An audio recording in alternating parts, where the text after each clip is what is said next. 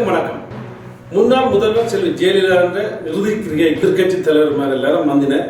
அவையெல்லாம் ஆழ்ந்த கவலையோட இருந்தனால எதிர்கட்சி தலைவர்மார் இருந்த கவலை கூட அதே கட்சியில் உள்ள அதிமுக என்ற அமைச்சர்மாருக்கு ஒரு சிலருக்கு இல்லை. அந்த நிலைமையில கூட அவர்கள் தங்கள் அஞ்சலியை செலுத்தி விட்டு சென்றார்கள். ஆனால் இப்ப இது கொலையா அல்லது இயற்கை மரணமா என்றத அந்த எதிர்கட்சி தலைவர்கள் கூட வாய் திறக்காம இருப்பதால் ஏன் என்று விளங்கியல. ஏன் இவ்வளவு மௌனம்?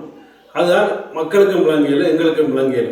அடுத்தது பாத்தீங்கன்னா கலைஞர் கருணாநிதிக்கு அவருக்கும் நல்ல வயது. அந்த வயதுக்கு ஏற்ற மாதிரி அவருக்கு வருத்தங்கள் வந்து கொண்டே இருக்குது அடிக்கடி. அவரும் இப்ப மாறி மாறி ஹாஸ்பிட்டலுக்கு போறதும் பாரதமா இருக்கிறார்.